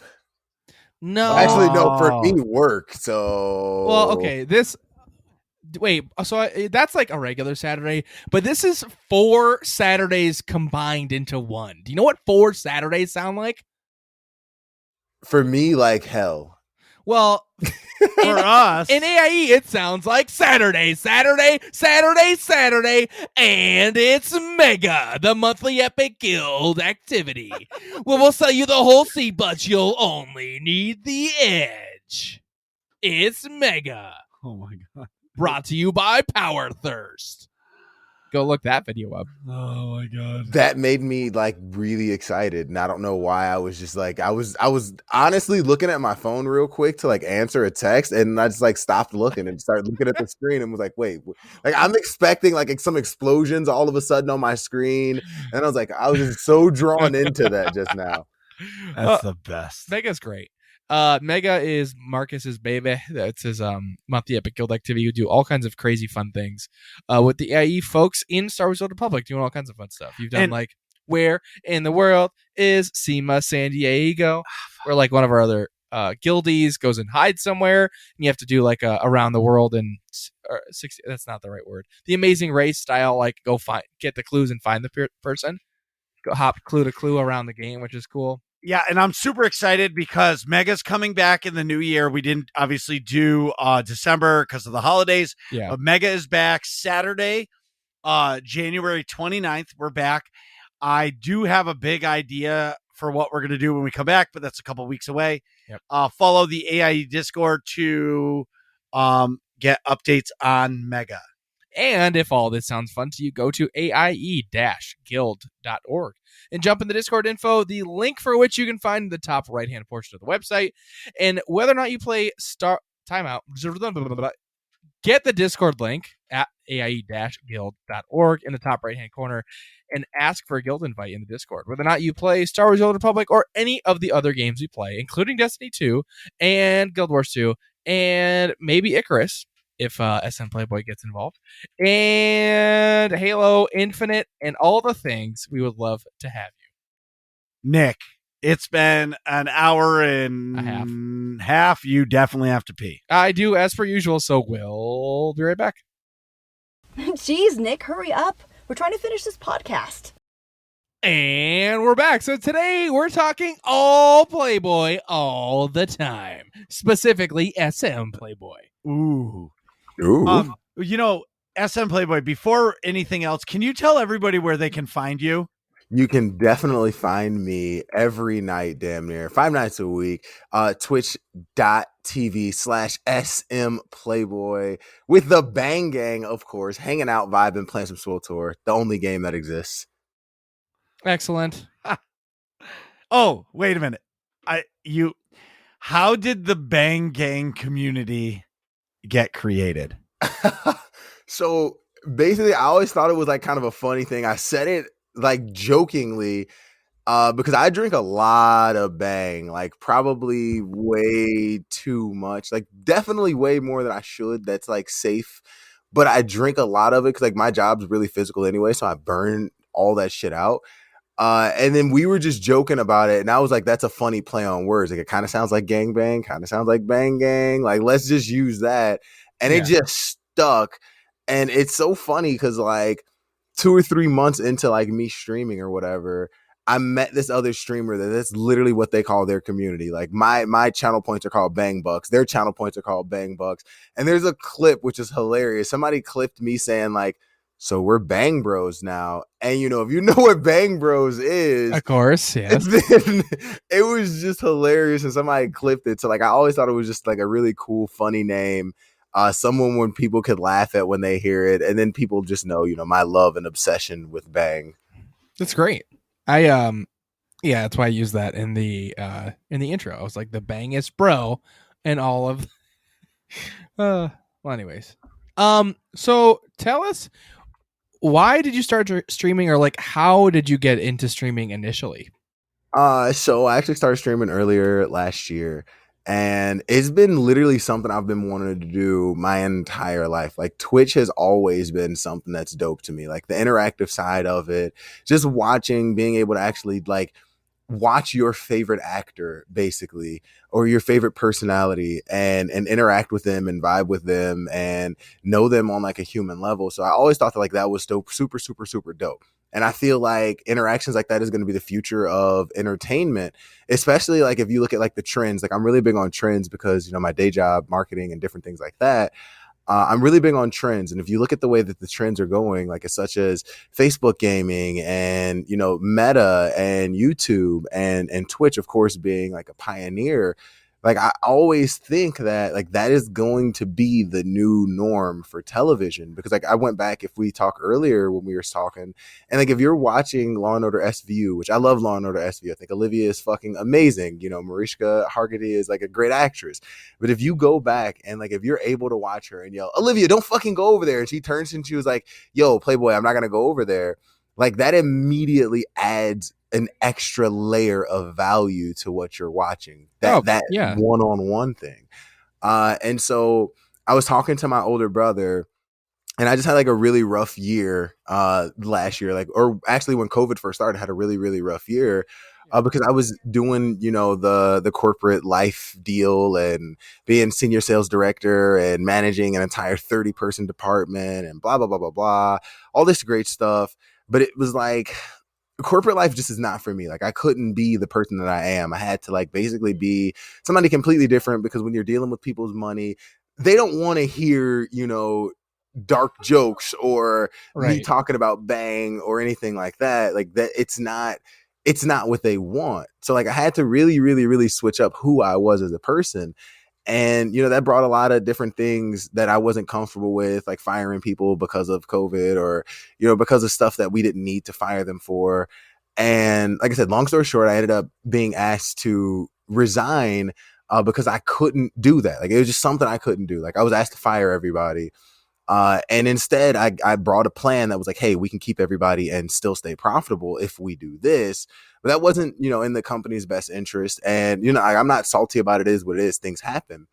But it did really make me start re-questioning, like, well, who am I now? Like, I've been this same corporate guy, you know, for so long. Like, who am I? What actually makes me happy? Like, what do I enjoy? And, you know, video gaming has always been my escape, like no matter what. Like I don't care, as far back as like Game Boy game days and I'm playing, you know, Pokemon Red and Blue and stuff like that. Like it has always been my escape.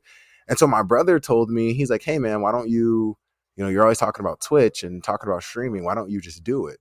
And I was like, nah, probably not gonna do that. And he's like, dude, why don't you just fucking do it? Stop being a little bitch and fucking do it. Right. As like basically like word for word what his argument was. Like, stop being a little bitch and just fucking do it. Nick said the same thing to me in Nick's way. Yeah. I said, dude, I think I'm going to start streaming. And he's like, well, why aren't you doing it? And I was like, I don't know. And he's like, dude, stop talking about it then. Or Yeah. something like that. It was something like suck less and just do do it. it. Yeah. Yeah. Because I feel like anybody who wants to stream games, like you can talk about it until you're blue in the face. You can say, oh, I got to prepare, but just click go live. Yeah. Because until you click that go live button for the first time, you have no idea what to expect. Whether you're like the first time I clicked go live, you know who was there? Nick. Yep. The entire hour and a half stream, Nick was sat there and made fun of me on stream in the chat to keep me going. Same thing when Nick's first day streaming, same thing. Oh yeah. Like and until you click go live, you don't know. But then once you do it, like you'll find out quick if you're made for it or not. 100% agree. And you are made for it. Well, like I so my very first time, like I was streaming, I don't know if you guys, because you might actually have heard of this game, Marcus, that the game Outriders, that was the first game I was streaming because I was so fucking excited for Outriders. Like I was like, dude, this game, I was so hyped. Like, I mean, you know, if you have an Xbox, you know what this means, which I moved to New Zealand so that I could, you know, play it a little bit extra early. And it was like I was so fucking excited for that game. And I mean, it sucks that, you know, it kind of basically killed itself out and like the content just died almost overnight. It was like an Anthem situation. And I just was like, you know what, I'm gonna try this. And I just kept meeting like amazing people over and over and over and over. And I was like, damn, this is dope. Well, I would already be playing the game for hours at a time. Why not just send it? And so literally, like I remember the conversation, I was talking to my girl and I was telling her like, hey, I think I'm really going to do this. And she's like, well, if you want to, then just do it. And it went from me just, all right, well, how? Okay, well, don't get caught in the how, just do it, to like, you know, I end up buying, you know, my gaming stuff as far as like my laptop, my capture card, all that stuff, and just going all the way. And like, honestly, that's like one of the best decisions I ever made in my life. Like I'm super happy. Like I said, that rough patch that I went through of retrying to find myself, like streaming has become not only like a coping mechanism. Like I have a rough day at work, I could just come stream and talk shit to everybody and hang out. Yeah. But it's just also been like a way that I can reach people and really have fun. And like one of the newer things that I actually have that I've developed that has taken me a little while to get down is like I've been really diving into like the SWTOR RP world. And the reason why is so like everybody's favorite fandom was at one point someone's fanfic. And I like firmly believe that. Like if we're talking about Destiny, if we're talking about, you know, SWTOR, George Lucas, that was his fanfic at one point. He was sitting down, nerding out, and just thinking about science fiction and thinking about all the things that he liked and created an amazing fucking world that now we get to live in and we get to discuss and we get to talk about Lana and we get to talk about, you know, Bay Vizsla and we get to talk about all of these things because his fanfic became something that was epic. And so with SWTOR, for me, I've been just reading and diving into these small pockets of RP community. And there's a lot of people that RP that I didn't even realize it. And I've been just reading these fanfics and just being a part of the events that they're doing. And it's been just amazing. So one of the things that I got super excited about was like, well, how do I bridge the gap? How do I make, you know, RP and SWTOR, which is actually kind of dry, kind of boring, kind of like, you know, a fringe thing. How do we make that so other people can enjoy it and can see these amazing stories and these amazing events that are being put together using a lot of the existing lore of SWTOR, of Star Wars universe and all of that. And so we created this thing called TSRP, which is basically the Society role-playing community. And all it is it just bridges the gap between all of the role play communities. And instead of you using some of the traditional /say to say whatever and speak and role play speak, we're literally using Discord voice and comms and stuff like that. And we did episode 1 this past Monday. and it was amazing. Like the turnout was great. People really enjoyed it. We had a guy that we're working on a campaign now called the Cult of Malgus, which is surrounding Darth Malgus and a lost apprentice. And I'm so fucking excited, like as if this has become an expansion of its own in SWTOR, where we're really living through what this guy has. And one of the things that I've seen in SWTOR where people would be like, well, I don't like RP because it restricts, like you can only use these titles. Like we're not doing any of that.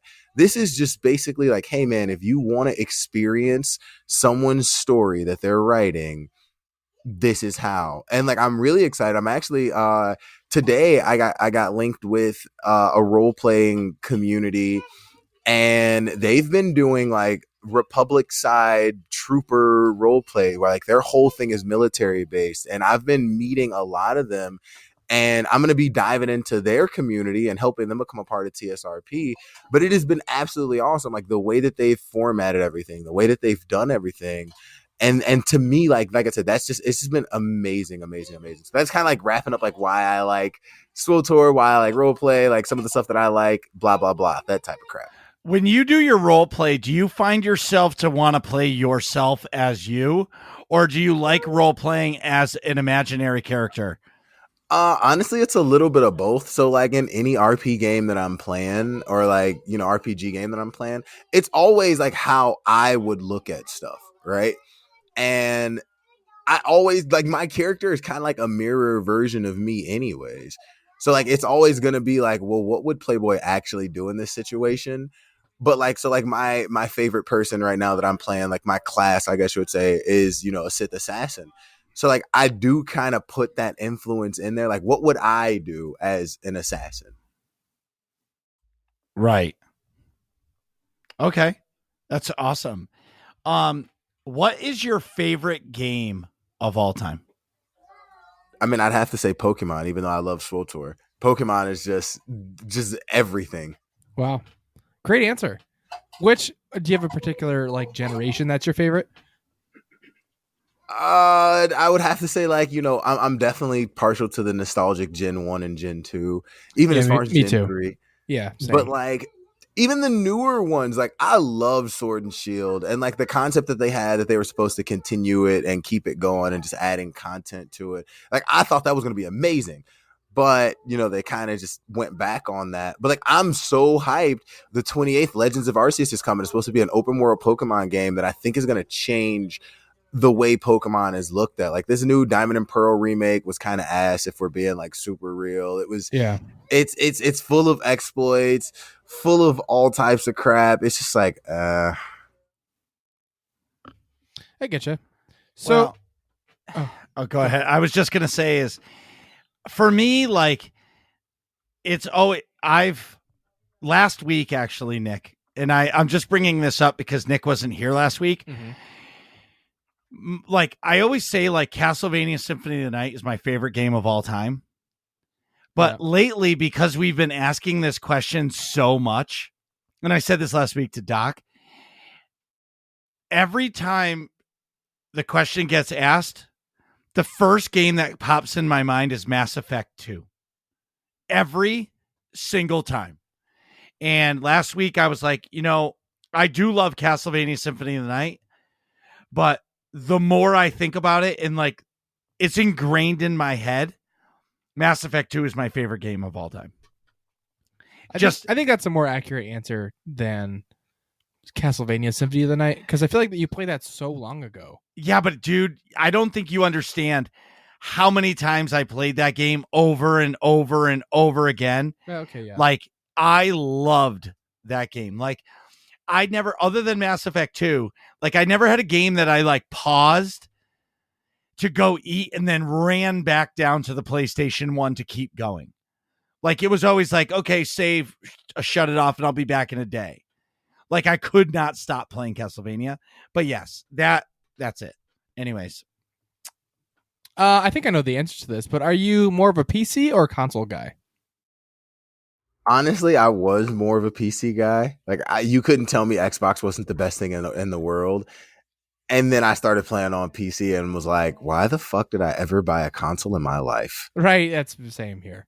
I feel like that's everybody who gets like a solid PC. Like if you get a PC that runs your favorite games, like your favorite new games at least 60 frames, you go like, okay, why would I ever go back? Yeah, and like it's so weird. So like I play so much like on my PC or my laptop or whatever. Like I was thirsty. Like I was waiting in line, everything you could think of for the Xbox Series X to come out. Yeah. And now my girl has it and she plays one game that literally does not do justice to the console, but she plays one game. What game? What game? Yeah. It's called Bless Unleashed. It was a game I used to play. It's an MMO. Yeah, I know what it is. Yeah, she's really into it. I got her into it, kind of tricked her into it, basically. Yeah. But then she just got addicted to it. I basically tricked her like this. I was like, well, hey, you can make a character on my account. And if you like it, we can get you your own account. And so she made a character on my account and then she liked it and she was damn near max level. And I was like, well, in order for you to play on your own, you're going to have to make your own account.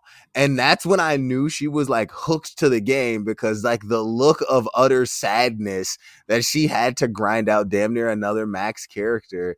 I was like, oh yeah, she's hooked. But now she has like 2 or 3 characters. She plays all the time, plays on mic with her friends, all that good stuff. And like, I like it because, she has her own game that she can play. So she understands when I'm like, hey, really trying to, do whatever I'm trying to do, whether or not like swoop races and Swoop Tour right now. And she's like, okay. I understand. That's great. That's awesome. So our next question is extremely important. It's All right. like, this is for me, this is really important. It's not the most important question for me, but shit. Wait, hold on. Which one are we asking? the next one in line, but like, No. We should save that for later. Okay. I feel like we should do this then one. it is the most important question for me. Okay. Oh shit. What is your favorite ice cream flavor? Yeah. I gotta go with like anything Oreo flavored. Does it have Oreo in it or Oreo flavored? Yeah. Anything with Oreos and ice cream is a go. Okay, so like, so what you're saying is, like, I guess we and could say, cream. I guess we could say just that for like the generic gift. Cookies and cream, that'll work. I can actually accept that. Like, we've had some ridiculous answers to that over the time, but like I can understand. Who said pistachio? Was it Why? I don't know. Thank you. Exactly. I think it was Atrax. I'm like, of all the flavor, we roasted that person. Wait, was it Atrax or S? What? Wait, what was Stay Alive's? I don't remember. I can't remember. There's too many ice cream. It was either Atrax or Stay Alive that their favorite ice cream was pistachio. I swear, it better not be Stay. I'm gonna roast him. So why would pistachio be anybody? That's like saying like prune. Why? Thank you. Oh, it's fantastic. Like, what's your favorite fruit? Prune. Why? That's nobody eats that because you want to eat it. Oh my that's God. like, I really have to go to the bathroom, but I want to do it in style. So I'm going to eat some pistachio ice cream. I know it's going to help me. Why would you just go to the store and be like, ooh, you know what I really got a taste for? Pistachio ice cream. Or like, why? Pistachio ice cream is like, you go to a restaurant, right? And you order like, they're like, oh yes, we have the house-made cheesecake. It comes with a scoop of on special today. Like, and you like half listen to it, and they really finish saying, oh yes, it has a scoop of our house pistachio ice cream. And you're like, you get it, and you're like, wait, what is this? Like mint chocolate chip or something? Why is that with my cheesecake? And it's pistachio. And then you just throw it away. Like you throw it at the waiter and say, get that shit out of here. Right. Like, I don't even know why that would even be an ice cream. Like, I don't know who decided to do that. Like, they're just sitting in the ice cream factory and they're just like, you know what's going to be a great flavor? Like imagine any other like nut being an ice cream flavor, right? Like you know what's going to be a great ice cream flavor? Ben and Jerry's. Here we go. It's going to be sunflower seed or Brazil nut. Like, why? Like why? Like, why? Like, literally no one stopped them from that and it became a thing. Right. No one told them like, well, so here's the craziest part is years ago, there's a local ice cream place around us, and it's pretty big around here. Like, which one? Friendly's. Oh yeah. It's pretty big. That's national, isn't it? Well, yeah, but they had ads in the paper that for like ice cream testers. So like whoever made this fucking pistachio ice cream, they went through ice cream testers and got passed. Oh, that's true. Like So it like got the passed only through. thing I can think the reason why they Yeah. passed it is weed's legal now. So they probably were like, you know what? I'm so baked right now. What's a good idea, dude? I'm totally gonna go test some ice cream. And then like he's like, yeah, dude, I'm gonna that's exactly his like, yeah. And then they went there and they sat down and they're fried. And there's like, here, eat this. He's like, what is this? This is the best thing I've ever had in my life. Bro, it's Oh like my God. salty and savory pistachios, but ice cream, man. This is so fucking good. And then they got unhigh and they were like, what the fuck did I just eat? Right. Like, What did why we I do? eat that? He's like, dude, did we eat? What did we eat? He's like, I don't know why. He's like, I got like some green stuff in my teeth. It just looks weird. Like, who told them to pass that? I don't know. We need a recount. It's a terrible idea. Run it back. We need a Rewind. recount. So what are your stream goals? What are your goals for stream? So I posted this on Twitter actually the other day. So like my goals are really weird. Like right now, like my actual concrete goal is I'd like to hit like 1,000, followers before my 1 year of streaming is up, which I guess it'll be like up around April or May or something like that. Yeah. I feel like it's something doable. Like if I'm looking at like my metrics on how many followers I get a stream and stuff like that. But like honestly, like my real goals, is as long as someone comes into my stream and has a good time, like I'm 1,000% happy with that. Like as long as someone comes in and they leave happy or laughing or smiling, then I feel like I accomplished my goal as a streamer. Because like, dude, like listen, for 100% fact, I know when Marcus goes live because I go to work at 5 o'clock in the morning. I get up at 3 o'clock in the morning, but I go to work at 5 o'clock in the morning. That's too early, sir. I know. And it's every weekend. I'm fucked. But I know when Marcus goes live, and when I'm not at work, guess what? I could literally have Marcus on one monitor and have somebody else on one monitor and just be cracking up, laughing and hanging out. And that is my TV. So like when someone hops into my stream, I always tell people like, and I 100% mean it. Like, I don't give a fuck if you sub. I really don't give a fuck if you follow, even with the goal of wanting to hit 1,000. Like if you leave here and this comes up in the conversation with your friends, like, dude, I was watching this guy and it was fucking hilarious. That's when I'm like, yes, I did a good job. So like, that's like my main goal. As far as other concrete goals, like I said the 1,000 follower thing. But I want to like do more as far as SWOTOR is concerned, like on TikTok, because there's like not a SWOTOR presence on TikTok at all. But it is so fucking hard for me to not open TikTok and then be stuck there watching funny videos for the next hour. Exactly. Yeah. So it's hard for me to post there because like I'll be meaning to post, and then I'll be like, what the fuck is this? Right. And You I'm just like, start oh my scrolling. God. Yeah. Exactly. It's, they figured out that if you can keep somebody constantly scrolling on a video and no load time, people will stay glued to it. Dude, TikTok fucking has it. Yeah, Literally. I don't have God. it. I do not have it. But I will say this. So in China, so they have TikTok there, but if I saw they're making a kids friendly version of that. No, they do have it in kids friendly version is if you're under 13 or maybe it's 15. Yeah, if you're under 15, you'll get a funny video of something like a dancer doing something stupid. But if you scroll like you skip the video, it'll give you science experiment videos to teach kids how to do science. Damn. That's cool. Yeah, that is actually pretty dope. Like that makes think about how smart their kids are about to be. Fucking geniuses, right? Okay, awesome. But hold on. Look, on the topic of kids, I don't know. So, like Marcus, I just had a newborn, and I have a 1-year-old. I am convinced, right? This is my out of the box theory. So, like, I don't know if this is real. I am convinced these pandemic babies are born different, right? So, like, I have a 1-year-old. And this motherfucker, first off, he's big as shit. Like I'm big. I'm a bigger guy. I'm 6'3", 6'2", whatever. So I'm a bigger guy. But first off, he's tall as shit. He's already almost as tall as my 8-year-old. But he's already so fucking smart. He's letting himself in and out of the baby gate, no problem. So like that doesn't stop him anymore. He's going wherever the fuck he wants to. when he wants juice, he goes to the refrigerator and opens it. He can't pour the juice yet, but he opens it and lets you know, hey, bro, what are you doing with your life? Come get me this juice. Like, he is so fucking smart. Like, he's throwing stuff away in the garbage now. He's walking up on his newborn brother, just patting him on the head and giving him a kiss. And I'm like, I don't think babies were this smart. And I don't know if it's this pandemic that's just making these babies like extremely smart. Like, my 1-year-old is, or not, my newborn, he's fresh. He's fresh out of the oven. He's only like 3 weeks old and he's already like holding his head up and looking around. I'm like, what are you looking at?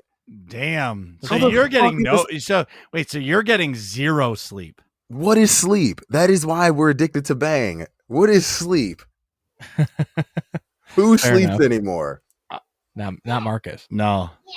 Okay. Wait a minute. Marcus, do you have a question to ask? I do. I love this question because I have a couple and it means a lot to me.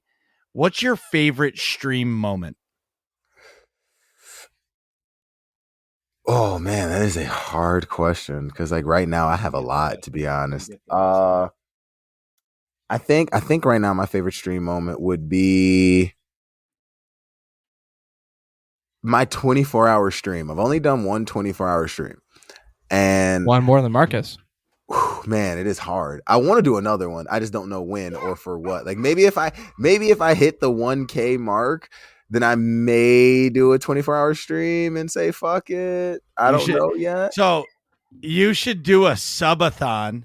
I will never do a subathon. Oh my god, I'm terrified of that because like I have trolls in my chat that would literally just go throw bits and stuff like that and just be like, "Oh, 24 hours? That's the cap? Bet you're doing it." Well, so just prepare for 24 hours. Fuck, I don't know if I'm ready for that. Well, Oh what's my what's God. the difference if you do a subathon to 24 hours or you do a 24-hour stream? I don't know. That is a good question. I don't have an answer to. See, yeah. Or you do like a 12-hour stream and then right at the 12-hour mark you turn on the subathon for up to 12 hours. That'll be, I don't know.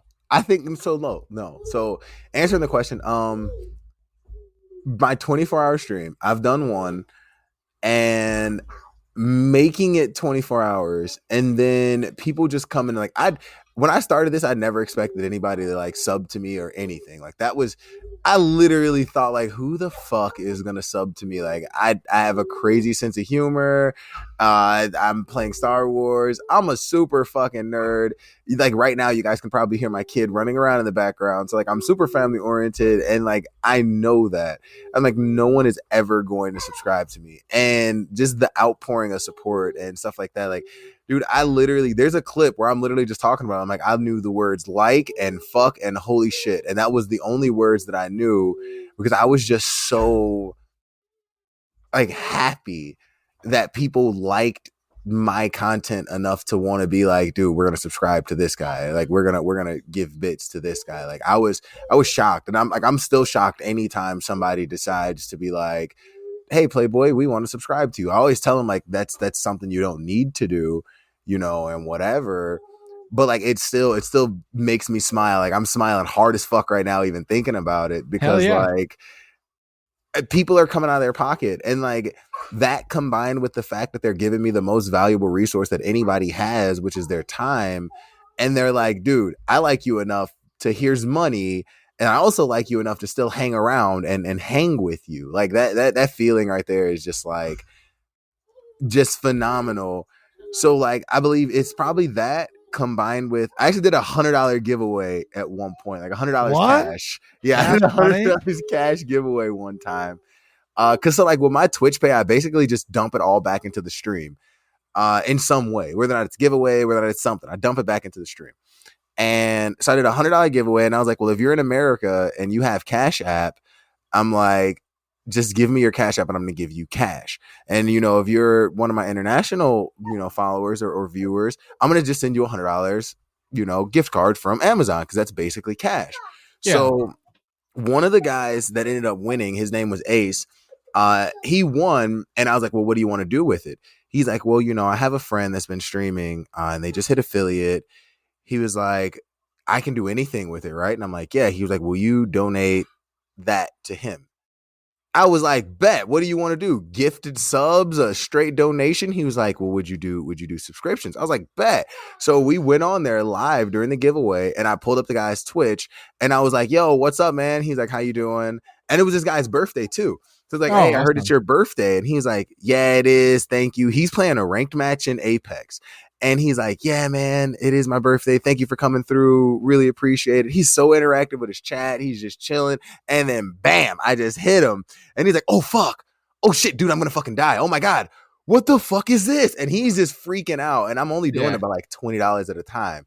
And then I get the whole thing through. And I was like, Ace said happy birthday. Congrats, my guy.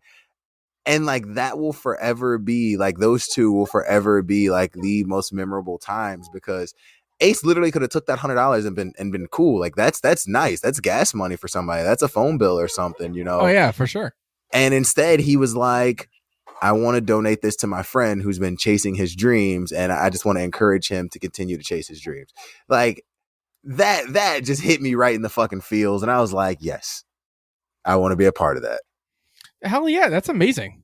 I love making other people's day like that. That's the best. Yes. Marcus, I think, is the same way. Yes. I can respect that a lot. And everybody has their stream moment or that they'll never forget. And honestly, some of my best stream moments are when I get to bring the Nerds community to somebody else's channel. Yeah. Those just are like make their day, you know? Well, it's not even that, just to see their face light up when 5 people, 10 people, one person comes in and then that person follows them. And then a week later, you stop by said streamer's channel and that person who followed them is in their chatting. Yeah. That makes me so happy. Yeah. Like so happy. All right. This is it. This is the moment we all have been waiting for. This is question that defines all questions. I'm just kidding. The question is, who is your favorite, or whom is your favorite Star Wars character of all time? Oh, man. Playboy leaves chat. That is such a hard question because I have 2 answers. Okay. Well, you can give 2. Yeah. Let's hear him. Okay. You got to say why, obviously. Yeah. So, like, hands down, I love Mace Windu. Okay. One of my most favorite characters. So, like, you know, we're from America. So, like, I could say this. Like, being a black nerd is different, right? Like, growing up in my community, it is weird being a black nerd. Like, you don't go around your other black friends and be like, bro, oh my fucking God, did you just see what happened on Bleach and that Ichigo did? They're like, bro, what the fuck are you talking about? And so like, right. I can't go to them and be like, oh my God, bro, Star Wars.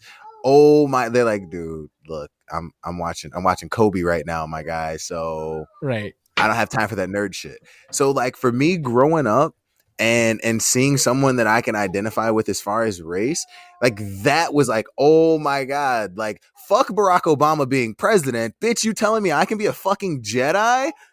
I'll take some of that. Like that was a huge thing for me. Like growing up, seeing like people that I can identify with was just like so dope and such an amazing character. And Samuel L. Jackson just adds a whole nother dynamic to that role. It's just like, dude, it makes me super, super happy to be able to like point him out and be like, yeah, purple lightsaber, I need that. Like that is so dope for him to be that guy. Hell yeah. And I don't know, like that always like held a soft spot in my heart. Like even if you look at, a lot of people don't even know this, so this is like a little Easter egg.